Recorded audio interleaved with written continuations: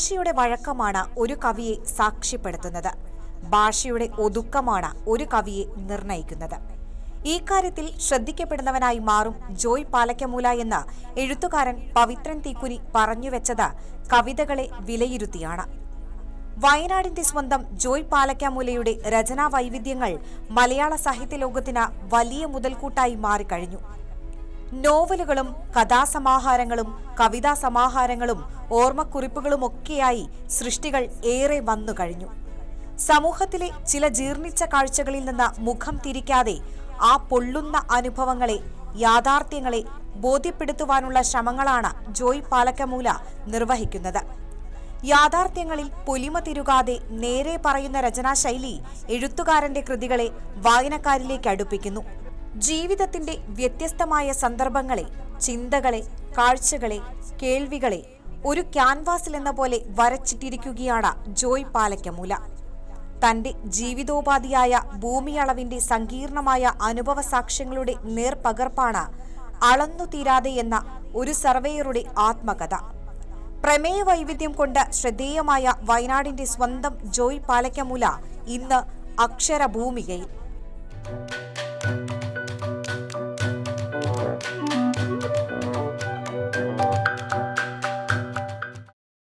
എല്ലാ പ്രേക്ഷകർക്കും അക്ഷരഭൂമികയുടെ പുതിയ എപ്പിസോഡിലേക്ക് സ്വാഗതം. ഇന്ന് നമ്മോടൊപ്പമുള്ളത് ജോയ് പാലയ്ക്കമൂല എന്ന എഴുത്തുകാരനാണ്. എഴുത്തുകാരൻ മാത്രമല്ല, അദ്ദേഹം നിരവധി ഡോക്യുമെൻ്ററികൾ ചെയ്തിരിക്കുന്നു, ആൽബം ചെയ്തിരിക്കുന്നു. അങ്ങനെ ഒരു ബഹുമുഖ പ്രതിഭ എന്നുള്ള നിലയിലാണ് അദ്ദേഹത്തെ നമ്മൾ കാണേണ്ടത്. എങ്കിലും ഒരു എഴുത്തുകാരൻ എന്നുള്ള രീതിയിലാണ് ഇന്ന് നമ്മൾ അക്ഷരഭൂമികയിൽ അദ്ദേഹവുമായിട്ട് സംവദിക്കുന്നത്. സാർ, സ്വാഗതം. നമസ്കാരം. സന്തോഷമുണ്ട്. കാരണം 10ഓളം പുസ്തകങ്ങളും 2 പുസ്തകങ്ങൾ എഡിറ്റ് ചെയ്യുകയും ഒക്കെ ചെയ്ത ഒരു എഴുത്തുകാരൻ്റെ മുന്നിലാണ് ഞാനിരിക്കുന്നത്. ആദ്യത്തെ പുസ്തകമെന്ന് പറയുന്നത് ഒരു മയിൽപ്പീലി കനവ്, ഒരു ബാലസാഹിത്യമാണ്. ഒരാരംഭം ബാലസാഹിത്യത്തിൽ തുടങ്ങി എന്നുള്ളതാണ്. എഴുത്തിലേക്ക് എങ്ങനെയാണ് വന്നത്? എഴുത്തിലേക്ക് വരുന്നത് ഞാൻ എൻ്റെ ഒരു വിദ്യാഭ്യാസം, ഏകദേശം ഒരു കോളേജ് വിദ്യാഭ്യാസത്തിലും ഞാൻ അത്രയും ആ സമയത്ത് അത്രയും ഇതിനകത്ത് ആക്റ്റീവ് ആയിരുന്നില്ല.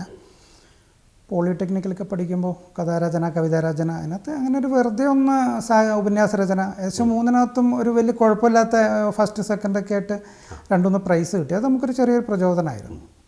പിന്നെ കയ്യെഴുത്ത് മാസിക, അത് ഈ സ്റ്റെൻസിൽ എഴുതി പലരുടെയും സൃഷ്ടികൾ പത്രദ്വാര വാങ്ങി, ഏകദേശം ഒരു 90കളിലൊക്കെ അങ്ങനെ ഒരു വായനശാലയൊക്കെ ആയിട്ട് ബന്ധപ്പെട്ട് അങ്ങനെ ഒരു പ്രവർത്തനം നടത്തിയിരുന്നു. അത് പക്ഷേ നമ്മൾ വിചാരിച്ചാൽ കൂടുതൽ മുന്നോട്ട് പോയില്ല. അത് കൂടുതലും അന്നത്തെ ഒരു സാഹചര്യങ്ങൾ, സാമ്പത്തിക ചെലവ്, കുറഞ്ഞ കോപ്പികളെ ഇറക്കാൻ കഴിയും. 10-15 കോപ്പി ഇറക്കി എവിടെയെങ്കിലും കുറഞ്ഞ ആളുകൾക്കൊക്കെ കൊടുക്കുക. അപ്പോൾ അത്ര എങ്കിലും ഒരു 5-6 ലക്കത്തിന് ശേഷമൊക്കെ നിന്നുപോയി. അതിന് ഇത്രമാത്രം സാങ്കേതിക വിദ്യകളൊന്നും വളർന്നിട്ടില്ല. പിന്നെ ജനങ്ങളിൽ നിന്ന് നമ്മളുടെ ഒരു ഇൻകം അതിനകത്തൊക്കെ നഷ്ടം വന്ന ബാലൻസ് ചെയ്യാൻ പറ്റാത്ത പ്രശ്നങ്ങൾ, ജനങ്ങളിൽ നിന്നുള്ള സപ്പോർട്ട്, അതൊക്കെ അത്രയായിട്ടില്ല. അങ്ങനെ ഒരു പ്രശ്നം അന്ന് ആ ഒരു വിഷയത്തിലുണ്ടായിരുന്നു. എന്തായാലും അതത്ര വിജയിച്ചില്ല. കുറച്ചു കാലം മുന്നോട്ട് പക്ഷേ നമുക്കൊരു പിന്നീടുള്ളൊരു പ്രവർത്തനത്തിന്, എഴുത്തിനും സാഹിത്യ സാംസ്കാരിക രംഗത്തുള്ള പ്രവർത്തനങ്ങൾക്കൊക്കെ അത് വല്ലാണ്ട് ഗുണം ചെയ്തു. എന്നെ സംബന്ധിച്ചിടത്തോളം ഞാൻ 2 വായനശാലകൾ, എൻ്റെ ആദ്യത്തെ കുറേ ഒരു 500ഓളം പുസ്തകങ്ങൾ കൊണ്ടുവച്ചിട്ടൊക്കെയാണ് ഞാൻ ആദ്യത്തെ ഒരു വായനശാല ആരംഭിക്കാനുള്ള ശ്രമം നടത്തുന്നത്. അത് പാലയ്ക്കമൂലയിൽ തന്നെയാണ്. അതിപ്പോൾ അവിടെ പ്രവർത്തിക്കുന്നുണ്ട്, പക്ഷേ അത്ര ആക്റ്റീവ് ഒന്നുമല്ല. അതിനുശേഷം പിന്നീട് കുറേ പുസ്തകം ഉണ്ടാക്കി. അതിൽ നിന്ന് ഞങ്ങൾ മാറി പിന്നീട് സ്മൃതി കലാ സാംസ്കാരിക വേദി എന്ന് പറഞ്ഞൊരു ഇതൊന്നു, അതിനകത്ത് ഞങ്ങൾ മ്യൂസിക് ക്ലാസ് ഒരു 4 വർഷത്തോളം അമച്ചറായിട്ട് അങ്ങനെ നടത്താം, ആ ഒരു പരീക്ഷണം നടത്തി. അത് വിജയിക്കുകയും ചെയ്തിരുന്നു. ആ സമയത്ത് തന്നെ ഒരു 2-3 പുസ്തകങ്ങൾ പ്രിൻ്റ് ചെയ്തിറക്കി. കുറച്ച് ജനകീയമായിട്ടുള്ളൊരു പ്രവർത്തനമായിരുന്നു അത്. പുസ്തകങ്ങൾ നമ്മൾ പത്രദ്വാര കുട്ടികളിൽ നിന്ന് ആദ്യം വാങ്ങി, ഒരു കവിതകളായിരുന്നു ആദ്യത്തെ. 2ാമത്തെ കവിത, അതിനകത്ത് നമ്മൾ ഹാരിസ് നർമീനൊക്കെ എഴുതിയിട്ടുണ്ടായിരുന്നു ഒരു പുസ്തകത്തിനകത്ത്. അന്ന് പറഞ്ഞാൽ പ്രിൻ്റ് ചെയ്ത് കിട്ടുക എന്ന് പറയുമ്പോൾ എല്ലാവർക്കും വലിയൊരു സന്തോഷമുള്ള കാര്യമാണ്. ആ കാലഘട്ടത്തിൽ തന്നെ ലിറ്റിൽ മാഗസീനിലൊക്കെ കുറച്ച് എഴുതുമായിരുന്നു. ലിറ്റിൽ മാഗസീൻ പറഞ്ഞാൽ നമ്മുടെ കേരളത്തിൽ അന്ന് കുറച്ച് ലിറ്റിൽ മാഗസീനൊക്കെ അന്ന് വ്യാപകമായിരുന്നു. ഇന്നിപ്പോൾ നമ്മുടെ ഒരു സോഷ്യൽ മീഡിയയ്ക്കൊക്കെ അന്ന് ഇല്ലാത്തത് കൊണ്ട് ഒരു ലിറ്റിൽ മാഗസീനിലൊരു ചെറിയ സൃഷ്ടി വന്നാലും ഒരു എഴുത്തുകാരനെ സംബന്ധിച്ച് വളരെ സന്തോഷമായിരുന്നു. അപ്പോൾ ആ കാലഘട്ടത്തിൽ അങ്ങനെയൊക്കെയാണ് ചെറിയ എൻ്റെ ചോദ്യം ഇതാണ്. കാരണം നോവലെഴുത്തും കഥയെഴുത്തും കവിതയെഴുത്തും പോലെയല്ല ഒരു ബാലസാഹിത്യ അല്ല അപ്പോൾ അതിലേക്കാണ് ആദ്യം കൈവച്ചത്. ബാലസാഹിത്യത്തിലേക്ക് വരിക എന്ന് പറയുമ്പോൾ നമ്മൾ എഴുതി നോക്കുക എന്ന് പറയുമ്പോൾ ആദ്യം അത്രയും ഒരു വലിയ ഗദ്യസാഹിത്യമാണ് ആദ്യം തൊട്ട് എനിക്ക് കൂടുതൽ എനിക്ക് വഴങ്ങിയിരുന്നത്. പക്ഷെ ഞാൻ ഈ സ്മൃതി മ്യൂസിക് ക്ലാസ്സായിട്ട് നടക്കുന്നതിൽ എനിക്ക് ആൽബം സോങ്സ് എഴുതേണ്ട ഒരു സാഹചര്യം വന്നത്. അതിലൂടെയാണ് പിന്നെ പാട്ട് എഴുത്തും കവിതയും കുറച്ച് അതിലൂടെ അങ്ങനെയും കുറച്ചുകൂടെ മുന്നേറി വന്നു.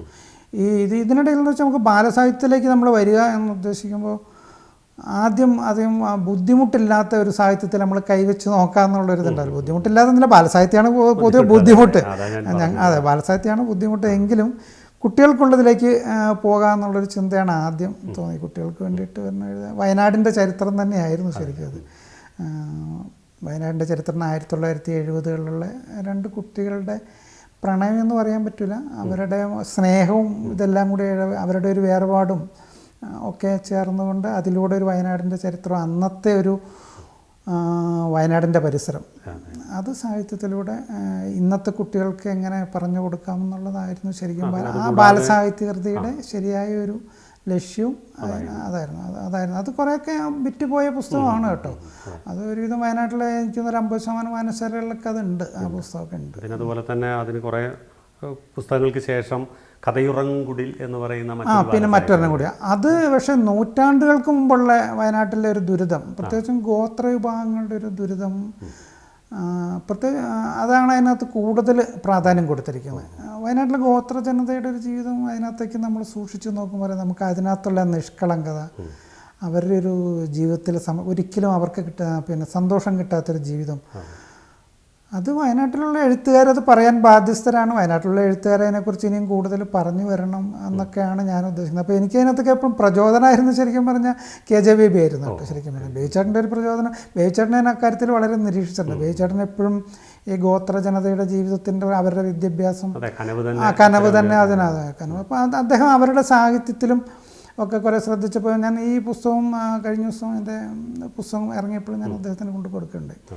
അപ്പോൾ അതുപോലുള്ള കാര്യങ്ങളൊക്കെ വരുമ്പോൾ നമുക്ക് അദ്ദേഹത്തെ അങ്ങനെയാണ് ഗോത്ര ജീവിതത്തിൻ്റെ ബുദ്ധിമുട്ടുകൾ, അന്നത്തെ അടിസ്ഥാനവർഗത്തിൻ്റെ ഗോത്രവർഗത്തിൻ്റെയും അന്നത്തെ അടിസ്ഥാനവർഗത്തിൻ്റെയും ജീവിതത്തിൻ്റെ ബുദ്ധിമുട്ടുകളും അന്നത്തെ അതിൻ്റെ ചരിത്രം, ആ ചരിത്രം ഇന്നത്തെ കുട്ടികൾക്ക് വേണ്ടി പകർത്തി വയ്ക്കുക എന്നുള്ളതായിരുന്നു അതിൻ്റെ അതൊരു മുത്തശ്ശി കുട്ടികൾക്ക് കഥ പറഞ്ഞു കൊടുക്കുന്ന പോലെയായിരുന്നു. ഒരു പക്ഷേ കുട്ടികൾക്കാണ് ഇവരുടെ ജീവിതത്തെക്കുറിച്ചൊന്നും വലിയ ബോധ്യമില്ലാത്ത. തന്നെയല്ല, വയനാടിൻ്റെ ഒരു കാർഷിക സംസ്കാരം അത് ഇന്നത്തെ തലമുറയ്ക്ക് വളരെ അന്യമായിരിക്കും.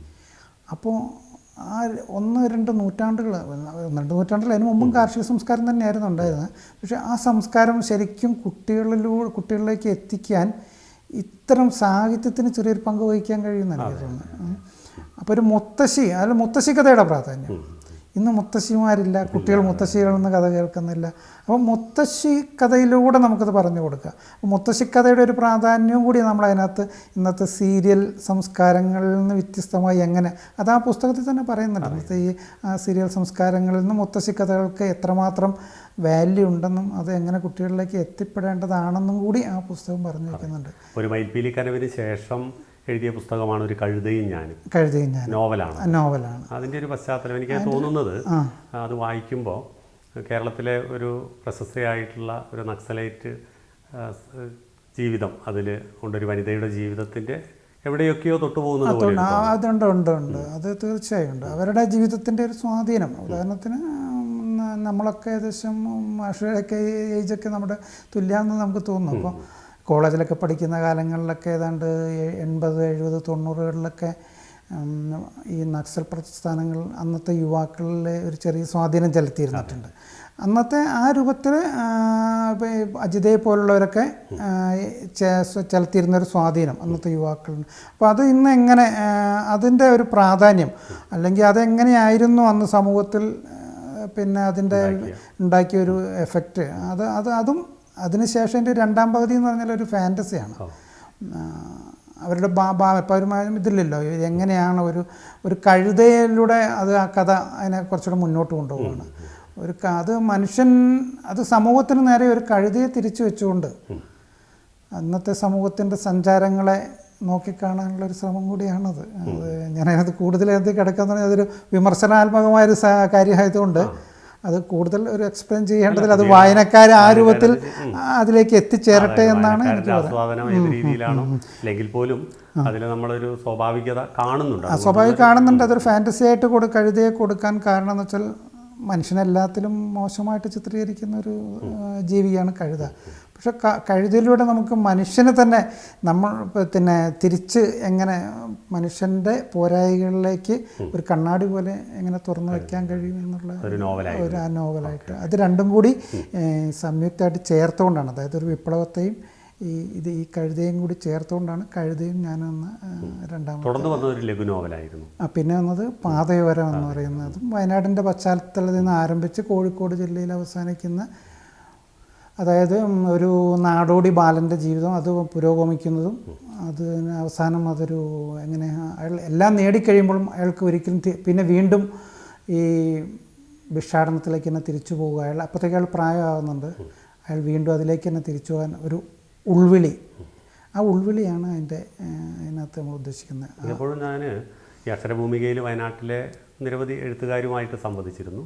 അപ്പോൾ അവരുടെയൊക്കെ ഒരു പ്രധാനപ്പെട്ട ഒരു പോയിന്റ് എന്ന് പറയുന്നത് ഈ ഗോത്ര ജനവിഭാഗവും അവരുടെ സംസ്കാരവും ഒക്കെ ബന്ധപ്പെട്ടാണ്. പക്ഷേ എത്രമാത്രം മുറവിളി കൂട്ടിയിട്ടും എത്രമാത്രം എഴുത്തൊക്കെ ഉണ്ടായിട്ടും അവരുടെ ജീവിതം ഇപ്പോഴും എവിടെയാണെന്നാണുള്ള തോന്നുന്നത്. പക്ഷേ ഗോത്ര ജീവിതത്തിൻ്റെ അതിനകത്ത് രണ്ടും പല കാര്യങ്ങളും നമുക്ക് ശരിക്കും നിരീക്ഷിച്ചറിയാം. ഇന്നും നമ്മൾ എത്ര വികസിച്ചു എന്ന് പറഞ്ഞാലും നമ്മുടെ നാട്ടിലൊരു ചായക്കടയിൽ തലേദിവസം വിറ്റ് പോകാത്ത എണ്ണപ്പലഹാരങ്ങൾ, അതുപോലെ തന്നെ ബേക്കറിയിൽ അവർക്ക് വേണ്ടി മാത്രം ഉണ്ടാക്കുന്ന വില കുറഞ്ഞ ഭക്ഷണങ്ങൾ. അപ്പം നമ്മൾ ഇവിടെ ഒരുപാട് ഇനിയും മാറേണ്ടിയിരിക്കുന്നു. നമ്മുടെ ഒരു മനോഭാവത്തിൽ നല്ലൊരു മാറ്റം ഉണ്ടാവേണ്ടിയിരിക്കുന്നു. അത് ശരിക്കും പറഞ്ഞാൽ അവരിന്നും ചൂഷണത്തിനും പണി വിഭാഗങ്ങളൊക്കെ പേരുണ്ട് ഇല്ലാതാവുമെന്നാണ് പറയുന്നത്. അതിന് ഒരു പിന്നെ ചെട്ടിയാലത്തൂർ എന്ന പുസ്തകത്തിൽ അതും പറയുന്നുണ്ട്. ചെട്ടിയാലത്തൂർ എന്ന് പറഞ്ഞ പുസ്തകത്തിലൊക്കെ ചെട്ടിയാലത്തൂരിലൊക്കെ നമ്മൾ കാണുന്നത്, ചെട്ടിയാലത്തൂരൊക്കെ നമ്മൾ പോകുമ്പോൾ കാണിച്ചാൽ ഗോത്ര അവർ കാടിനോട് ചേർന്ന് ജീവിക്കുന്ന അവരെയൊക്കെ ആട്ടി ഓടിക്കുന്ന ഒരു സാഹചര്യമാണ്. അപ്പോൾ ആദിവാസികളൊന്നും ഇപ്പോൾ ഫ്ലാറ്റിൽ കൊണ്ട് താമസിച്ചാൽ അവരെ വെള്ളത്തിലെ മീനെ പിടിച്ച് നമ്മൾ കരയിലിടുന്ന പോലെയൊക്കെ സംഭവിക്കുള്ളൂ. അവരുടെ സംസ്കൃതിയുമായി അവർക്ക് അങ്ങനെ ജീവിച്ചു പോകണം. അപ്പം നായ്ക്കന്മാർ ചെട്ടിയാലത്തൂരൊക്കെ നമ്മൾ കാണുന്നത് അവരവിടുത്തെ കാട്ടിൽ തേനെടുത്ത് അത് സംഭരിച്ച് വെച്ച് അവർ മൃഗങ്ങൾ ഇങ്ങനെ ചുറ്റിക്കറങ്ങുന്നതിൻ്റെ ഉള്ളിൽ കൂടി അവർ ഒരു പ്രശ്നമില്ലാതെ പോകും. അപൂർവം ഇടയ്ക്ക് എന്തെങ്കിലും ഒറ്റപ്പെട്ട സംഭവങ്ങൾ ഉണ്ടാവുന്നില്ല എന്നല്ല, അവർ പണ്ടുണ്ടായിട്ടുണ്ട്. അവരതിൻ്റെ ഉള്ളിലൂടെ മിങ്കിൾ ചെയ്ത് പോയി തേനെടുത്ത് വരും, അവർ കാട്ടുവിഭവങ്ങൾ ശേഖരിച്ച് വരും. അവർക്കിപ്പോഴും അവർക്ക് അവിടെ തന്നെ ജീവിക്കാനാണ് ഇഷ്ടം. അവരെ നമ്മൾ നാട്ടിലേക്ക് പറിച്ചു നടുക എന്ന് പറയുന്നത് വലിയൊരു അനീതിയാണ്. ആ അനീതി ചെട്ടിയാലത്തൂർ എന്ന കഥയിലൂടെ, ആ പുസ്തകം അതിലൂടെ പല സ്ഥലത്തും ചർച്ച ചെയ്തപ്പോഴും കഥകളും പിന്നീട് അതൊരു തിരക്കഥയായിട്ട് മാറുന്ന തിരക്കഥ ചെട്ടിയാലത്തൂരിൻ്റെ ഇതിലല്ല. ആ പുസ്തകത്തിലെ നിന്നെ തേടി എന്ന് പറയുന്ന അതൊരു മാവോയിസ്റ്റ് മരണമൊക്കെ ആയിട്ട് ബന്ധപ്പെട്ട ഒരു തിരക്കഥയാണത്. പക്ഷേ ചെട്ടിയാലത്തൂരിനെ സംബന്ധിച്ച് പറയുമ്പോൾ ചെട്ടിയാലത്തൂർ കുറേ അങ്ങനെ പറയാനുണ്ട്. പിന്നെ രണ്ടാമതൊരു വിഷയം ഞാൻ ചെട്ടിയാലത്തൂരിലൂടെ പറയാൻ ഉദ്ദേശിച്ചത് എന്താ വെച്ചാൽ, ഇപ്പോൾ ശരിക്കും വികസനത്തിൻ്റെ ബുദ്ധിമുട്ടുകൾ ശരിക്കും ഗ്രാമങ്ങളിലല്ല, അത് ശരിക്കും പരിസ്ഥിതിൻ്റെ പിന്നെ മൂല്യശോഷണം നടക്കുന്നത് ശരിക്കും പട്ടണങ്ങളിലാണ്. അപ്പോൾ ഇത് പക്ഷേ ആരും പറയുന്നില്ല. പട്ടണങ്ങളിൽ നമുക്കറിയാം, ഇപ്പോൾ ഡൽഹിയിൽ ഇപ്പോൾ ഉഷ്ണച്ചൂടിൽ ഒരുപാട് പേര് മരിച്ചു, അവിടെ ഓക്സിജൻ ഇല്ലാണ്ട് ഒരുപാട് പേര്. നമ്മുടെ എറണാകുളത്ത് പോലും നമുക്കറിയാം ഒരുപാട് പ്രശ്നങ്ങളാണ് പിന്നെ ഉണ്ടാകുന്നത്, കെട്ടിടങ്ങൾ, കോൺക്രീറ്റ്. അപ്പോൾ ശരിക്കും ഞാൻ പറഞ്ഞത് ചെട്ടിയാലത്തൂർ എന്ന് പറഞ്ഞ പുസ്തകത്തിലൂടെ നമ്മൾ പറയുന്നത് എന്താണെന്ന് വെച്ചാൽ, പട്ടണങ്ങളിലുള്ളവരെ കുറച്ചുകൊണ്ട് ഗാന്ധിജി പറയുന്ന പോലെ ഗ്രാമങ്ങളിലേക്ക് ആളുകളെ മാറ്റുന്ന രീതിയാണ് സർക്കാർ. ഒരു വിശാലമായ കാഴ്ചപ്പാടിൽ സർക്കാർ അങ്ങനെ ചിന്തിക്കൂ എന്നാണ് ഞാൻ ചിന്തിക്കുന്നത്. പക്ഷേ സർക്കാരിനൊക്കെ തിരിച്ചാണ്. മൃഗങ്ങളെ ചിലപ്പോൾ നിയന്ത്രിക്കേണ്ടി വരും, അത് മറ്റൊരു തലത്തിൽ നടക്കേണ്ട കാര്യമാണ്. പക്ഷേ ഇപ്പോൾ ഒരുപാട് ഗ്രാമങ്ങളിൽ നിന്ന് ഒഴിപ്പിച്ചു കഴിഞ്ഞു. അതിൻ്റെ ഒരു എന്താ പറയുക, എൻ്റെ ഒരു മാതൃകയാണ് ഇപ്പോൾ നമുക്കിപ്പോൾ ചൂണ്ടിക്കാണിക്കാൻ ഒരു ഉദാഹരണമായിട്ട് ചൂണ്ടിക്കാണിക്കാൻ കഴിയുന്നതാണ് ചെട്ടിയാലത്തൂർ. ഇനിയിപ്പോൾ പണയമ്പം പോലെ അവിടെയൊക്കെ ഇപ്പോൾ ബുദ്ധിമുട്ട് പറയുന്നുണ്ട്. ഒരുപാട് എത്ര 75ഓളം വയനാടൻ ഗ്രാമങ്ങളിൽ അങ്ങനെ ഉണ്ടെന്ന് എനിക്ക് തോന്നുന്നു. പിന്നെ കഥകളിലും നോവലുകളിലും മാത്രമല്ല, കവിതയിലും അതെ, ഇതിലെല്ലാത്തിലും നമ്മളെ കൊണ്ടുവരാൻ ഈ വയനാടിൻ്റെ പ്രശ്നങ്ങൾ പറയാൻ അതിലൂടെ നമ്മുടെ കഥാപാത്രങ്ങളിലൂടെയൊക്കെ കുറേ പറയാൻ നമ്മൾ ശ്രമിച്ചിട്ടുണ്ട്. അല്ലാതെ ഇത്തരം കാര്യങ്ങളുമായിട്ട് ബോധമുള്ളവർക്ക് അതിനെക്കുറിച്ച് ഒരു തിരിച്ചറിവുണ്ട്. എന്നാൽ പോലും നമ്മളിങ്ങനെ പറഞ്ഞുകൊണ്ടേയിരിക്കുന്നു. മറ്റുള്ള കാര്യങ്ങൾ അങ്ങനെ സംഭവിച്ചുകൊണ്ടേയിരിക്കുന്നു. ഭരണാധികാരികളോ അല്ലെങ്കിൽ അതുമായിട്ട് ബന്ധപ്പെട്ടവരോ ഉയർന്ന തലങ്ങളോ ഉദ്യോഗസ്ഥ ബന്ധങ്ങളോ അവർ ചെയ്യാൻ കണ്ട കാര്യങ്ങൾ തന്നെ അവർ ചെയ്തുകൊണ്ടിരിക്കുന്നു. അതാണ് സംഭവിക്കുന്നത്. ജോയ് പാലക്കമൂല കേവലം കഥകളിലും നോവലുകളിലും തിരക്കഥ പറഞ്ഞു മാത്രമല്ല സാഹിത്യത്തിൻ്റെ എല്ലാ വിഭാഗത്തിലും ഒരു പരിധിവരെ കൈവച്ചു എന്ന് വിശ്വസിക്കുന്നു. കവിതയിലും കവിതയുണ്ട്. നോവ് എന്ന് പറയുന്ന കവിത പുസ്തകമായിരുന്നു ആദ്യത്തേത് കവിതകളുടെ കൂട്ടത്തിൽ. അതും ഏകദേശം ഒരു 4-5 വർഷത്തിനിടയിൽ എഴുതിയ അതിലൊരു പകുതിയിലധികം സോഷ്യൽ മീഡിയയിലൂടെയൊക്കെ എഴുതി വന്ന കവിതകളൊക്കെയാണ്. അതെല്ലാം കൂടി ചേർത്ത് ഒരു കവിതാ സമാഹാരമായിട്ടൊക്കെയാണ് നോവ്. നോവിന് അവതാരിക എഴുതി തന്നത് ഒരു പരിധിവരെ കേരളത്തിലെ ജനകീയ കവി എന്ന് വിശേഷിക്കാവുന്ന പവിത്രൻ ദീപിനിയായിരുന്നു. അപ്പോൾ അദ്ദേഹത്തിന് ഒരുപാട് അതിനൊരു അവതാരിക എഴുതിയപ്പോൾ അദ്ദേഹം എന്നോട് പറഞ്ഞതെന്ന് വെച്ചാൽ അത് അവതാരികയിൽ എഴുതിയിട്ടുണ്ട്. അദ്ദേഹത്തിന് ഒരുപാട് മാനസികമായിട്ട് പ്രയാസം ഉണ്ടാക്കി, കണ്ണിലൂടെ കണ്ണീര് വന്നു എന്നൊക്കെ പറഞ്ഞു. പവിത്രൻ ദീപിനിയുടെ അമ്മ ഒരു അവസാന കാലങ്ങളിൽ വൃദ്ധസദനത്തിലായിരുന്നു. കവിക്ക് വേണ്ട രൂപത്തിൽ സംരക്ഷണം കൊടുക്കാൻ കഴിഞ്ഞില്ല. അതിൻ്റെ ഒരു കുറ്റബോധം കവിയിൽ ഇപ്പോഴും ആവശ്യകത അദ്ദേഹത്തിൻ്റെ പല കവിതകളിലും വരുന്നുണ്ട്. അത് കുറച്ചുകൂടെ അദ്ദേഹത്തിന് പെട്ടെന്ന് ഇത് കവിത വായിച്ചപ്പോൾ ഫീൽ ചെയ്തു എന്നാണ് അദ്ദേഹം പറഞ്ഞത്. അതുകൊണ്ട് അദ്ദേഹത്തിന് അങ്ങനെ ഒരു കണ്ണിലൂടെ വെള്ളം വന്നുപോയി എന്നൊക്കെ പറഞ്ഞുകൊണ്ട് അദ്ദേഹം ജീവിതത്തിന്റെ തിക്താനുഭവങ്ങളോടെ പോയിട്ടുള്ള ഒരാളാണ് അദ്ദേഹം. അതിൽ അവതാരിക എഴുതി എന്നുള്ളത് തന്നെ ജോയ് പാലക്കമൂലയെ സംബന്ധിച്ചിടത്തോളം എനിക്ക് കിട്ടിയ അന്നേരം കിട്ടിയ വലിയൊരു അനുഗ്രഹം. പിന്നെ അതുപോലെ പിന്നീട് വരുന്ന കുങ്കി എന്ന് പറയുന്ന കഥ പേര് കേൾക്കുമ്പോൾ തന്നെ കുങ്കി എന്ന് പറയുന്നത് 6 കഥ ആദ്യമായിട്ട് എഴുതിയ ഒരു 6 കഥകളായപ്പോൾ ഒന്നൊരു ചെറിയ സമാഹാരമായിട്ട് ഇറക്കിയതാണ്. അതിനകത്ത് കുങ്കി എന്ന കഥ തന്നെയാണ് അതിനകത്ത് ഹൈലൈറ്റ് ചെയ്തിട്ടുള്ള കഥ. കുങ്കി എന്ന കഥ ഏകദേശം ഒരു 2160 2021 നൂറ്റാണ്ടിൻ്റെ അവസാനമാകുമ്പോഴേക്കും ഒരുപക്ഷെ നമ്മുടെ ഇന്ത്യയൊക്കെ വന്ന് പോയിച്ചേക്കാവുന്ന ഒരു ദുരന്തത്തെ ഓർമ്മപ്പെടുത്തുന്ന ഒരു കവിതയാണ്. ശരി, ഒരു ആട്ടിൻകുട്ടിയെ അന്വേഷിച്ചെടുക്കുന്ന കുങ്കി എന്ന് പറയുന്ന ഒരു ആട്ടിൻകുട്ടിയാണ്. അതിനെ അന്വേഷിച്ചെടുക്കുന്ന ഒരു ബാലനിലൂടെയും ഒരു വൃദ്ധനിലൂടെയാണ് അതിൻ്റെ കഥ പോകുന്നത്. പക്ഷേ അത് പറഞ്ഞു വയ്ക്കുന്നത് പക്ഷേ 21 നൂറ്റാണ്ടിൻ്റെ അവസാനമാകുമ്പോഴേക്കും നമ്മളിൽ വന്നു ചേർന്നേക്കാവുന്ന കുറേ ദുരന്തങ്ങളുടെ ഒരു പ്രതീകമാണ്. കാരണം നമ്മൾ ഈ കോൺക്രീറ്റ് കെട്ടിടങ്ങളും ഇതൊക്കെയാണ് വികസനം എന്ന് പറഞ്ഞു പോകുമ്പോഴും മനുഷ്യ മനസ്സുകൾ ശോഷിക്കുകയാണ് ചെയ്യുന്നത്. മനുഷ്യബന്ധങ്ങൾ വളരെ ദുർബലമാവുകയാണ്. അപ്പോൾ ഈ ദുർബലമാവുന്നത് തന്നെയല്ല, ഒരുതരം അഫ്ഗാനിസ്ഥാൻ പശ്ചിമേഷ്യയിലൊക്കെ ഉള്ള ആ അവസ്ഥയൊക്കെ നാളെ ഇങ്ങോട്ടും വന്നുകൂടെ എന്നുള്ളൊരു ആ ഒരു പേടിയാണ് ഒരു പരിധിവരെ ആ കഥയിലൂടെ നമ്മൾ അതിനകത്ത് വയ്ക്കുന്നത്. പിന്നീട് പറയുന്നത് ഒരു കഥാസമാഹാരമുണ്ട്, മുഖം നഷ്ടപ്പെട്ടവർ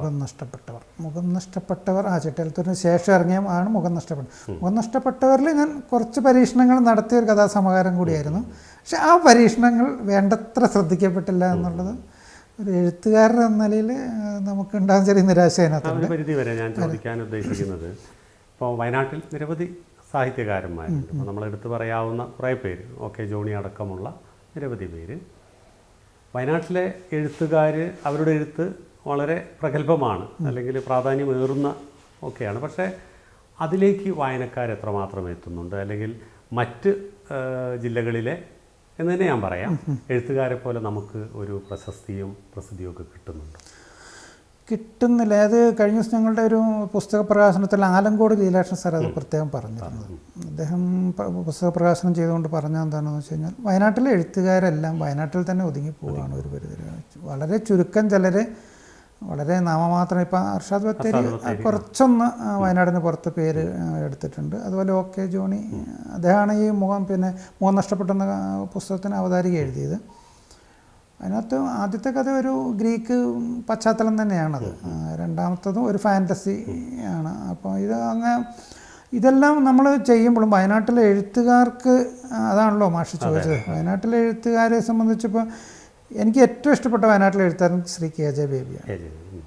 KJ ബേബി എഴുതിയ മാവേലി മെൻഡറും അതുപോലെ അദ്ദേഹത്തിൻ്റെ സാംസ്കാരിക പ്രവർത്തനങ്ങൾ ഇതുപോലും കേരളത്തിൻ്റെ ഇന്ത്യ മുഴുവൻ പാടി നടന്നാണ് അദ്ദേഹം. പക്ഷെ അദ്ദേഹത്തിൻ്റെ ഇതൊന്നും എവിടെയും എത്തിയിട്ടില്ല. ചില പുസ്തകങ്ങൾ യൂണിവേഴ്സിറ്റി കുറഞ്ഞ തോതിൽ എടുത്തിട്ടുണ്ടെങ്കിലും ഒരു എഴുത്തുകാരൻ എന്നതിൽ പിന്നെ ഒരുപക്ഷെ നമ്മൾ ഇവിടെയുള്ള വയനാട്ടിലുള്ള എഴുത്തുകാർ വളരെ പുറകിലാണെന്ന് വേണമെന്ന് സ്വാഭാവികമായിട്ടും പുറകിലാണ് കുറച്ചുകൂടി കേട്ടോ. അങ്ങനെ ഒരു പ്രശ്നമുണ്ട് കുറച്ച് അതിനകത്ത്.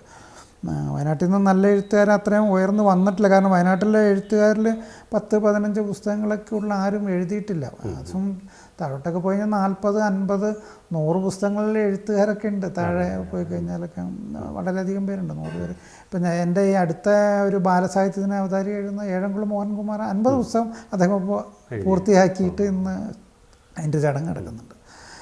അപ്പോൾ അങ്ങനെ പുള്ളി ഒരു വലിയ പുരസ്കാരമൊന്നും അദ്ദേഹത്തിനും കിട്ടിയിട്ടില്ല, അദ്ദേഹത്തിനെക്കുറിച്ച്. പക്ഷെ അതിൻ്റെ പോലെ എന്നാലും അദ്ദേഹത്തിൻ്റെ കർമ്മം തുറന്നുകൊണ്ടിരിക്കുന്നുണ്ട്.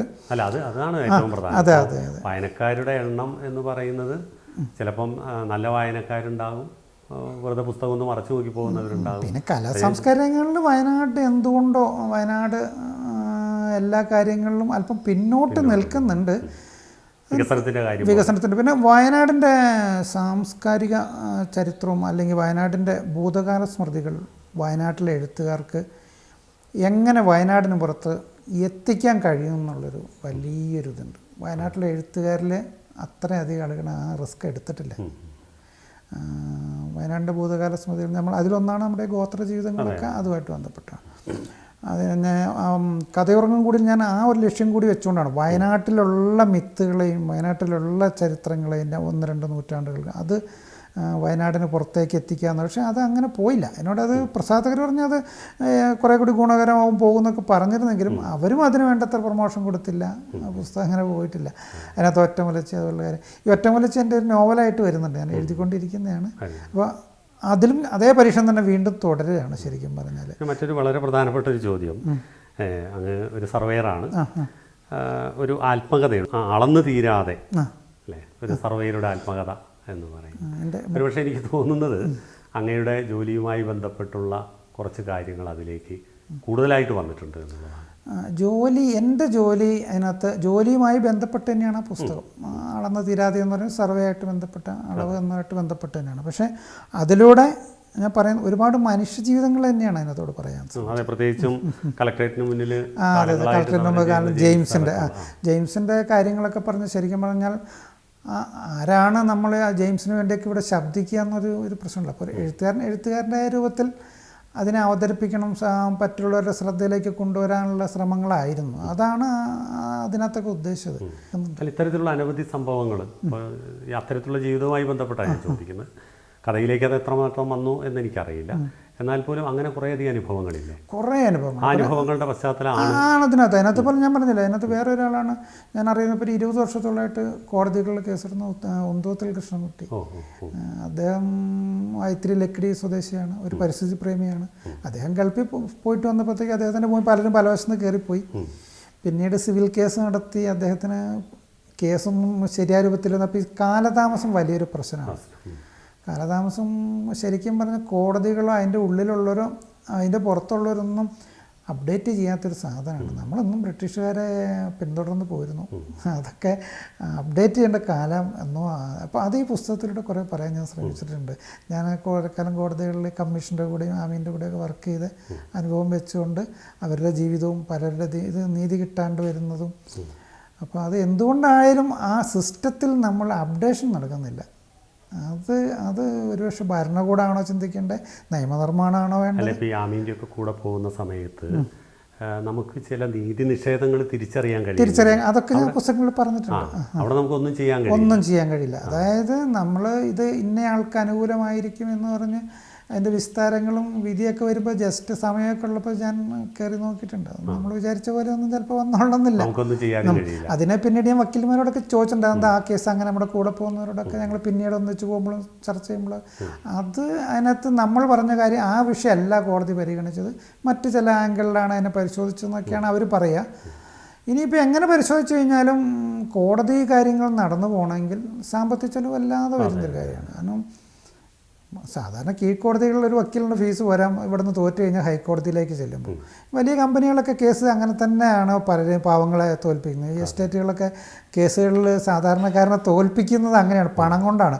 എന്ന് പറഞ്ഞാൽ വലിയ കോടതിയിൽ പോയി വലിയ വക്കീലിനെ കാണാനും ഇവിടുത്തെ ഒരു കൂലിപ്പണിക്കാരന് കഴിയില്ല. ഹൈക്കോടതിയിലേക്ക് കേസ് എത്തുമ്പോഴത്തേക്ക് അവൻ കേസ് നിർത്തി അവൻ ഏകദേശം സാഷ്ടാംഗം വീണു പോകുന്ന ഒരു സ്ഥിതി. അങ്ങനെ കുറേ കുറേ അനുഭവങ്ങൾ അറിയാം, അങ്ങനത്തെ കുറേ നമ്മുടെ മനസ്സിൽ അങ്ങനെ കിടന്നു. അതെ അതെ അതെ. അതല്ലാതെ നമുക്കൊന്നും ചെയ്യാൻ കഴിയില്ല. നമുക്ക് ചെയ്യാൻ കഴിയുന്ന ഒരു നമ്മുടെ ഇത് സർവേ നമ്പറിലാണ്, അല്ലെങ്കിൽ അതിൻ്റെ അതിരുകൾ ഏതാണ്, അങ്ങനെയുള്ള കാര്യങ്ങളൊക്കെ കോടതിക്ക്, അല്ലെങ്കിൽ ഇതിൻ്റെ കേസിൻ്റെ സ്വഭാവം എന്താണ്, തർക്കം എവിടെയാണ്, അത് എങ്ങനെയാണ്, അപ്പോൾ അത് അത്ര കാര്യങ്ങളൊക്കെ ഏറ്റവും വ്യക്തമായിട്ട് മനസ്സിലാകുന്ന രൂപത്തിൽ അത് ചൂണ്ടിക്കാണിച്ചു കൊടുക്കുക എന്നുള്ളതായിരുന്നു നമുക്ക്. അതുപോലെ തന്നെ റവന്യൂ നിയമങ്ങളും നമ്മൾ കുറേ പരിഷ്കരിക്കേണ്ട സമയമൊക്കെ കഴിഞ്ഞിട്ടുണ്ടെന്നുള്ളതാണ് എനിക്ക് തോന്നുന്നത്. റവന്യൂ നിയമങ്ങളെന്ന് പറഞ്ഞാൽ ഏതാണ്ട് ഒരു 20 വർഷം മുമ്പൊക്കെ ഞാൻ കർണാടക ചിലപ്പോൾ അവിടെ നിന്നൊക്കെ നികുതിച്ചിട്ട് കമ്പ്യൂട്ടറിൽ നിന്ന് അവർ കയറി തരും.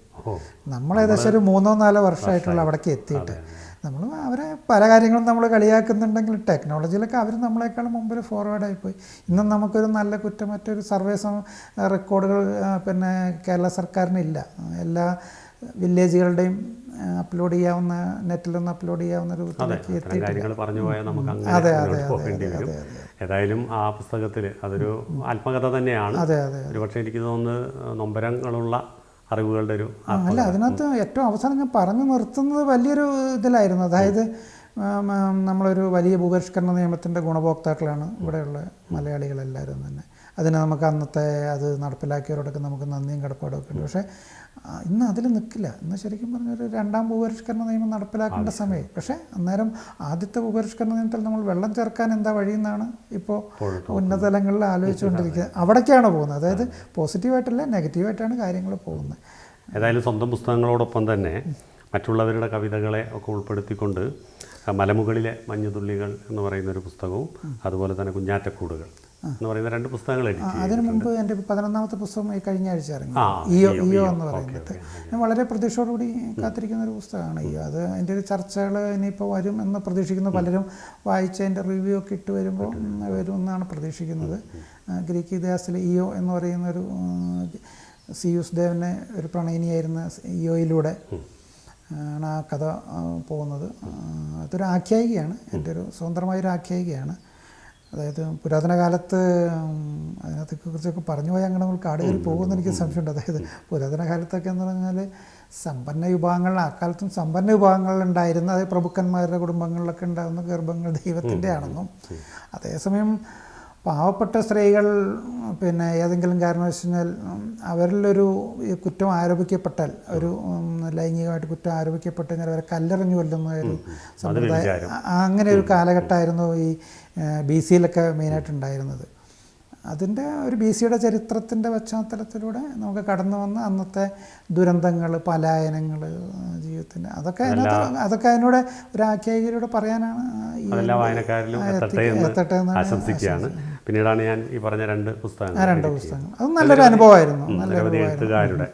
അതായത് നമുക്ക് അത് കിട്ടുന്ന ഇപ്പം കേന്ദ്ര സാഹിത്യ അക്കാദമിയുടെ PK ഗോപി 2 പുസ്തകത്തിലേക്കും സൃഷ്ടികൾ അയച്ചു തന്നിട്ടുണ്ട്. പവിത്രൻ തിരുക്കുനി, സോമൻ കടലൂരൊക്കെ ആദ്യത്തെ കവിതയിലേക്ക് വന്നു. അതിൽ ബാലസാഹിത്യത്തിൽ ഇപ്പോൾ ഏഴംകുളം മോഹൻകുമാർ, അങ്ങനെ പിന്നെ PK ഗോപി, അതൊക്കെ അങ്ങനെ കേരളത്തിൻ്റെ വിവിധ തലങ്ങളിലുള്ള വയനാട്ടിലുള്ള 6 കവികളും വയനാടിന് പുറത്തുള്ള 15 കവികളാണ് ബാലസാഹിത്യ സമകാലത്തിൽ കുഞ്ഞാറ്റക്കൂടുകളുള്ളത്.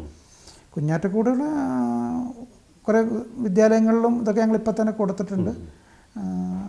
നമുക്ക് അങ്ങനെയെന്ന് വെച്ചാൽ അവിടെ നമ്മൾ വേറെ ഒരു കാര്യം കൂടി നമുക്ക് നടക്കുന്നതെന്ന് വെച്ച് കഴിഞ്ഞാൽ എല്ലാ കാര്യങ്ങളും നമ്മൾ വയനാട്ടുകാർ താഴെ പോയി അവിടെ ആരെങ്കിലും നടത്തുന്നതിലേക്ക് നമ്മൾ ചെന്ന് കയറി അവിടെയൊക്കെയാണ് നമ്മൾ.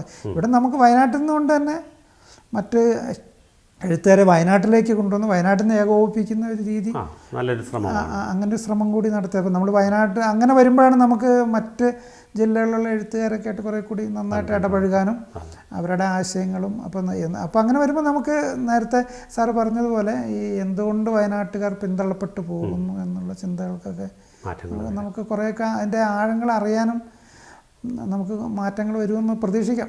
വരുമായിരിക്കും. നല്ല പ്രതിഭകൾ വയനാട്ടിൽ നിന്ന് ഇനി ഉയർത്തെഴുന്നേറ്റ് വരുമായിരിക്കും. അപ്പോൾ അങ്ങനെ വരുമ്പോൾ വയനാട്ടിലെ എഴുത്തുകാർ സജീവമായിരിക്കും. വയനാട് വ്യത്യസ്ത മേഖലകളിൽ ഉയർന്നുകൊണ്ടിരിക്കുന്നു. ഇല്ല, ഇപ്പോൾ സിനിമ മേഖലകളിലൊക്കെ അങ്ങനെ വന്നല്ലോ. ആദ്യം വയനാട്ടിൽ നിന്ന് ഏത് സിനിമ എടുത്താലും പരാജയപ്പെടും. ഇപ്പം അതല്ലല്ലോ. ഇപ്പം ആ ചിത്രം മാറിയില്ല. ഇപ്പം അത് തന്നെ പോയി എന്ന് പറയുന്ന പോലെ എഴുത്തുകാരും വരുമായിരിക്കും. അതെ അതെ, അങ്ങനെ ശുഭപ്രതീക്ഷ ആ കാര്യത്തിൽ നമുക്ക് ആവശ്യമുണ്ട്. ഒപ്പം എഴുത്തിനെ കുറിച്ച് പറഞ്ഞു. ഞാൻ ആരംഭത്തിൽ സൂചിപ്പിച്ചതുപോലെ എഴുത്തിൽ മാത്രം ഒതുങ്ങുന്നില്ല അങ്ങയുടെ ആ ഒരു കലാപരമായിട്ടുള്ള കഴിവ് ഞാൻ വിശ്വസിക്കുന്നത്. കൂടുതൽ ഡോക്യുമെൻ്ററികൾ, ആൽബം, ഷോർട്ട് ഫിലിമുകൾ, അതിനൊക്കെയുള്ള ഒരു അതിന് ഞാൻ സമയം കണ്ടെത്താറുണ്ട്. ചെറുവയൽ രാമനെ കുറിച്ചൊക്കെ ചെയ്തിട്ടുള്ള ഇതിൻ്റെ ചെറുവയൽ ചെറുവയൽ രാമനെ കുറിച്ച് ഒരു ഡോക്യുമെൻ്ററി ചെയ്തിരുന്നു. മലനാട്ടിലെ ക്യാമറമാനായിരുന്നു നമ്മുടെ രാജേഷാണ് എൻ്റെ ക്യാമറയൊക്കെ ചെയ്തിരുന്നത്. പിന്നെ അതിന് ശേഷം വയനാടൻ കാവുകൾ, നമ്മുടെ മരങ്ങളും പരിസ്ഥിതിയുടെ ദോഷങ്ങളും കാവ് എന്താണ് എന്നുള്ളതിനെക്കുറിച്ച് അങ്ങനെ ഒരെണ്ണം ചെയ്തിരുന്നു. കുലാലൻ എന്ന പേരിലാണ് കുശന്മാരുടെ ജീവിതം. അത് വളരെ നന്നായിട്ട് വളരെ സ്ഥലങ്ങളിൽ കലാകാരന്മാരും കേരളത്തിന് പുറത്തുനിന്ന് പലരും എന്നെ വിളിച്ച് അഭിനന്ദിച്ച ഒരു ഡോക്യുമെൻ്ററി. എനിക്കൊരു അഭിനന്ദനം നന്നായിട്ട് കിട്ടിയ ഡോക്യുമെൻ്ററി ശരിക്കും അതായിരുന്നു. അതിൽ തന്നെ ഒരുപാട് കുട്ടികൾ പഠിക്കാനെടുത്തു. അതുപോലെ തന്നെ ആൽബങ്ങൾ കുറേ ഇറങ്ങിയിട്ടുണ്ട്. ആൽബങ്ങൾ ശരിക്കും പറഞ്ഞാൽ 100ൻ്റെ അടുത്തൊക്കെ വരുമെന്ന് എനിക്കാണ്. അതിൽ 5 ദേശഭക്തിഗാന ആൽബം തന്നെയുണ്ട്. അതിൽ ഞാൻ പിറന്നവണ്ണെന്ന് പറഞ്ഞ് കുട്ടികൾക്കുള്ളൊരു ആൽബമുണ്ട്. അതൊരു 5 ലക്ഷത്തിൽ കൂടുതൽ പോയിട്ടുണ്ട്. പല സ്ഥലത്തും നമ്മുടെ പേര് പല സ്കൂളുകൾ എടുക്കുന്നുണ്ടെങ്കിലും ബോംബെയിലൊക്കെ അത് മത്സരത്തിനെടുത്തിട്ട് അവിടെ നിന്ന് അവർ ഫസ്റ്റ് കിട്ടി എന്നൊക്കെ പറഞ്ഞത് എനിക്കത് അങ്ങനെ നമുക്ക് അങ്ങനെയുള്ള സന്തോഷം കിട്ടിയിട്ടുണ്ട്. അതുപോലെ 1-2 ആൽബം പിന്നെ ദേശഭക്തി ഗാനങ്ങൾ മത്സരങ്ങൾക്ക് നന്നായിട്ട് സ്കൂളുകളിലൊക്കെ ഉപയോഗിക്കപ്പെടുന്നുണ്ട്. അതുപോലെ കുഞ്ഞുണ്ണി മാഷെക്കുറിച്ചുള്ളൊരു കവിത അത് റെക്കോർഡ് ചെയ്ത് ഒരുപാട് കുട്ടികളെടുത്തിട്ട് വിദ്യാരംഗം കലാവിദ്യയിലൊക്കെ ഉപയോഗിക്കുന്നുണ്ട്. അങ്ങനെ ആൽബങ്ങളേക്കാൾ അങ്ങനെയുള്ള ആൽബങ്ങളാണ് കൂടുതൽ ശ്രദ്ധിക്കപ്പെട്ടത്. നമ്മുടെ പ്രണയഗാനങ്ങളും അങ്ങനെയുള്ള ആൽബങ്ങളേക്കാൾ കൂടുതൽ ഈ ദേശഭക്തി ഗാനങ്ങൾ. നമ്മൾ നേരത്തെ സൂചിപ്പിച്ച വയനാട്ടുകാർ അങ്ങനെ ഉയർന്നു വരുന്നില്ല എന്നുള്ളത്. പക്ഷെ വയനാട്ടുകാരുടെ കവിതകളും മറ്റുമൊക്കെ അതായത് ഞാൻ പറഞ്ഞല്ലോ എൻ്റെ 1-2 ദേശഭക്തി ഗാനങ്ങൾ ഇപ്പോൾ ഈ ഓഗസ്റ്റ് 15 ആയി കഴിഞ്ഞാൽ മിക്കവാറും കേരളത്തിൻ്റെ എല്ലാ ഭാഗങ്ങളിൽ നിന്നുള്ള സ്കൂൾ ടീച്ചേഴ്സ് വിളിക്കും ഞങ്ങളെടുക്കുക. അവർക്ക് അവർ എന്താ പ്രശ്നം എന്ന് വെച്ചാൽ അവർ മെയിനായിട്ട് ഉദ്ദേശിക്കുന്നത് അവർക്ക് ലിറിക്സ് ഒന്ന് വേണം. അപ്പോൾ ലിറിക്സ് അവർക്ക് ഈ യൂട്യൂബിൽ നിന്ന് എഴുതിയെടുക്കാനുള്ള മടി കൊണ്ടാണ്. അത്രയേ ഉള്ളൂ. കോപ്പിറൈറ്റൊക്കെ അവർക്ക് ചിലപ്പം പ്രശ്നമായിട്ട് തോന്നും. കോപ്പിറൈറ്റിൻ്റെ പ്രശ്നം വരുന്നില്ല. സ്കൂളുകൾക്ക് മത്സരങ്ങൾക്ക് എടുക്കുന്നതിനൊന്നും കോപ്പിറൈറ്റിൻ്റെ പ്രശ്നം ഉണ്ടായിട്ടില്ല. പക്ഷേ അവർക്ക് അതൊന്ന് എഴുതിയെടുക്കാൻ യൂട്യൂബിൽ കേട്ടെഴുതണമല്ലോ. അപ്പം നമ്മളുടെ നിന്നാണെങ്കിൽ ഒരു വാട്സപ്പിലൂടെ ഇത് കിട്ടുമല്ലോ എന്ന് വെച്ചിട്ട് അതെ അങ്ങനെ ദേശഭക്തിഗാനങ്ങൾ അങ്ങനെ പോകാറുണ്ട്. ഏതായാലും കുറേയധികം പുസ്തകങ്ങൾ എഴുതി. ഇനി എഴുതാൻ പോകുന്ന പുസ്തകത്തിൻ്റെ ഒരു പശ്ചാത്തലം ഇപ്പം അടുത്ത് ഇറങ്ങുന്നത് എൻ്റെ തിരഞ്ഞെടുത്ത കഥാസമാഹാരമാണ്. അടുത്ത മാസം തന്നെ ഉണ്ടാവും. അത് പ്രവധാൻ ബുക്സ് കൊല്ലമാണ് എൻ്റെ. അവർ 3ാമത്തെ പുസ്തകമാണ് എൻ്റെ പ്രസിദ്ധീകരിക്കുന്നത്. നല്ലൊരു പ്രസാധകരാണ്. അത് വരുന്നത് കറുപ്പൻ. അതിനകത്തും കറുപ്പൻ എന്ന കഥ ഗോത്ര ജീവിതമായിട്ട് ബന്ധപ്പെട്ട പേരൊക്കെ അറിയാമല്ലോ. നമ്മൾ വയനാടിൻ്റെ സംസ്കാരം തന്നെയാണ് നമ്മൾ അവിടെ മുന്നിലേക്ക് വെച്ചിരിക്കുന്നത്. അല്ലാതെ നമ്മുടെ ഒരു പ്രധാന കാര്യം ഇപ്പം ചില പേരുകൾ കേൾക്കുമ്പോൾ തന്നെ നമ്മളത് ഗോത്രവിഭാഗമാണ് എന്നുള്ളൊരു തിരിച്ചറിവ്. പിന്നെ തന്നെയല്ല, നമ്മുടെ ഈ അടുത്ത കാലത്ത് നൃത്തത്തിൽ മറ്റേ RLV രാമകൃഷ്ണൻ്റെ ഒരു നിറവുമായിട്ട് ബന്ധപ്പെട്ടും കൂടി ഒരു പ്രശ്നം വന്നല്ലോ. അതുകൊണ്ടും കൂടി നമ്മൾ കറുപ്പിൻ്റെ പക്ഷത്ത് നിന്നുകൊണ്ട് അങ്ങനെ ഒരു പേര് അങ്ങനെ കൊടുക്കുക ചെയ്തു. പിന്നെ എഴുതിക്കൊണ്ടിരിക്കുന്ന ഇപ്പോൾ ഒറ്റമലച്ചയെക്കുറിച്ചുള്ള ഒരു നേരത്തെ പറഞ്ഞല്ലോ, അതും നമ്മൾ ഉദ്ദേശിക്കുന്നതാണ്. വയനാടിൻ്റെ ഭൂതകാല സ്മൃതികൾ അത് എങ്ങനെ നമുക്കതിനകത്ത് എന്ത് നമുക്ക് കണ്ടെത്താൻ കഴിയും എന്നുള്ളതാണ്. വരും തലമുറയ്ക്കും അത് അതെ ഭൂതകാല അതും ഒരു ആഖ്യായികയാണ്. ത്രൂ ഔട്ട് ഫാൻറ്റസി ആയിട്ട് വരുന്നൊരു നോവൽ തന്നെയാണത്. അപ്പം ഒറ്റമലച്ചി ശരിക്കും നമ്മുടെ കരിന്തണ്ടനേക്കാൾ മുമ്പുണ്ടായിരുന്നൊരു മിത്താണ്. ചിലരത് റിയലായിട്ട് വിശ്വസിക്കുന്നുണ്ട്. ഇപ്പോഴും ഒറ്റമലച്ചിയുടെ സ്വാധീനം ഉണ്ടെന്ന് പറയുന്ന ചിലർ അവരെക്കെട്ടിയും ബന്ധപ്പെടാറുണ്ട് കേട്ടൊന്ന്. പക്ഷേ ഒറ്റമലച്ചി വയനാടിൻ്റെ ശരിക്കും പറഞ്ഞാൽ ഞാൻ പറഞ്ഞല്ലോ റിയൽ മിത്ത് തന്നെയാണ്. വയനാടിൻ്റെ ഐശ്വര്യമായിരുന്നു എന്ന് പറയുന്നത്. അപ്പോൾ അവരെ എങ്ങനെ ഞാൻ ഇതിനകത്ത് അവതരിപ്പിക്കുമ്പോൾ അവരൊരു വിപ്ലവകാരിയും കൂടി ആയിട്ടാണ്, സ്ത്രീ മോചനത്തിൻ്റെ ഒരു മുന്നണി പോരാളി എന്ന നിലയ്ക്കുള്ള ഒരു വിപ്ലവ കഥാപാത്രമായിട്ടാണ് എൻ്റെ പുസ്തകത്തിൽ അവർ വരുന്നത്. അപ്പോൾ മറ്റൊരു കാര്യം കൂടി ചോദിച്ച് നമുക്ക് ഈ അഭിമുഖം അവസാനിപ്പിക്കാം. ഇപ്പോൾ നമ്മൾ ചെയ്യുന്ന ജോലിയും ഈ എഴുത്തും ഇത് രണ്ടും എങ്ങനെ? ഒരുപക്ഷെ എനിക്ക് തോന്നുന്നു പകലൊന്നും നമുക്ക് വീട്ടിൽ സമയം കിട്ടില്ല എന്നുള്ളതാണ്. അല്ല, എന്നാലും ഞങ്ങൾക്ക് ചിലപ്പോൾ ഒഴിവുള്ള ദിവസങ്ങൾ, മഴക്കാലത്ത് ഞങ്ങൾക്ക് കുറച്ച് ജോലി കുറവുണ്ടാവും. അങ്ങനെയുള്ള സമയങ്ങൾ. പിന്നെ എഴുതുന്ന ഒരാളെക്കുറിച്ച് അവരുടെ അഭിനിവേശവും അതുമാണ് അതിനകത്ത് പ്രശ്നം. അതുണ്ടെങ്കിൽ നമ്മൾ കുറേ സമയം കണ്ടെത്തുകയാണ് ചെയ്യുക. ഉദാഹരണത്തിന് ജോലി നല്ല തിരക്കുള്ള സമയമായിരുന്നു കഴിഞ്ഞ വർഷങ്ങളെല്ലാം തന്നെ നല്ല. അതിനിടയിൽ തന്നെ ഞാൻ ഡോക്യുമെൻ്ററിയൊക്കെ ചില ദിവസങ്ങളൊക്കെ വർക്കങ്ങ് വേണ്ടെന്ന് വയ്ക്കും. കലയ്ക്ക് വേണ്ടിയിട്ട് കുറച്ച് സമയം മാറ്റി വെക്കണം. അങ്ങനെ ഒരു സമയം കണ്ടെത്തിയാൽ കോവിഡ് കാലം എഴുത്തിന് വേണ്ടി കോവിഡ് കാലം നന്നായിട്ട് ഞാൻ ഉപയോഗിച്ചിട്ടുണ്ട്. കോവിഡ് കാലമാണ് ഇതിൻ്റെ വേഗത ശരിക്കും എല്ലാവരെയും കൂട്ടിയ പോലെ തന്നെ എൻ്റെയും വേഗത കൂട്ടിയിട്ടുണ്ട്. പക്ഷേ ആ സമയത്തോട് അതുകൊണ്ട് സംഭവിച്ചതെന്ന് വെച്ചാൽ വീഡിയോ വർക്കുകളുടെ വേഗത കുറഞ്ഞു വന്നു. ആൽബം, ഡോക്യുമെൻ്ററി, ഷോർട്ട് ഫിലിം പിന്നെ എണ്ണത്തിൽ കുറയും, പുസ്തകങ്ങളുടെ എണ്ണം കൂടുകയും ചെയ്തിട്ടുണ്ട് കോവിഡിന് ശേഷം. എല്ലാ മേഖലകളിലും കൈവച്ചുകൊണ്ടിരിക്കുന്ന ഒരു വ്യക്തി എന്നുള്ള നിലയിലാണ് നോക്കിക്കാണുന്നത്. തുടർന്നുള്ള പ്രവർത്തനങ്ങൾക്കൊക്കെ എല്ലാ ആശംസകളും നേരുകയാണ്. കാരണം 12 പുസ്തകങ്ങൾ എന്നുള്ളത് അത് 120 വളരട്ടെ എന്ന് ആശംസിക്കുകയാണ്. വയനാട്ടുകാരെ സംബന്ധിച്ചിടത്തോളം അഭിമാനമാണ്. കാരണം മറ്റൊരിടത്ത് അല്ലെങ്കിൽ മറ്റേതെങ്കിലും പ്രദേശത്ത് ജോയ് പാലയ്ക്കമൂല എന്ന സാഹിത്യകാരൻ അറിയപ്പെടുന്നത് നമുക്ക് വളരെ സന്തോഷമുള്ള കാര്യമാണ്. അത്തരത്തിലുള്ള ഉയരങ്ങളിലേക്ക് പോകട്ടെ എന്ന് ചാനലിന് വേണ്ടി ആശംസിക്കുക. മലനാട് ചാനലിൻ്റെ ഈ പ്രോഗ്രാം ഇടയ്ക്ക് കാണാറുണ്ട്. നല്ലൊരു ഇതാണ്. എഴുത്തുകാർക്കെല്ലാം നല്ലൊരു പ്രചോദനമുള്ളൊരു പരിപാടിയാണ്. എനിക്കും അതിനകത്തൊരു അവസരം തന്നതിൽ നന്ദി, സന്തോഷം. പ്രിയപ്പെട്ടവരെ, ജോയ് പാലയ്ക്കമൂല എന്ന എഴുത്തുകാരനെ, അതുപോലെ തന്നെ ഡോക്യുമെൻ്ററിയും ആൽബവും ഒക്കെ നിരവധി ചെയ്തിട്ടുള്ള ഒരു പ്രധാനപ്പെട്ട വ്യക്തിയുമായിട്ടാണ് നമ്മൾ സംവദിച്ചത്. ഒരുപക്ഷെ അദ്ദേഹത്തിൻ്റെ പുസ്തകങ്ങൾ പുതുതലമുറയ്ക്കൊക്കെ വലിയ ആവശ്യമായി വരുന്ന പുസ്തകങ്ങളാണ്. ആ പുസ്തകങ്ങളെല്ലാം എല്ലാവരും വായിക്കട്ടെ എന്ന് ആശംസിക്കുന്നതോടൊപ്പം അടുത്ത എപ്പിസോഡിൽ മറ്റൊരു അതിഥിയുമായി. നമസ്കാരം.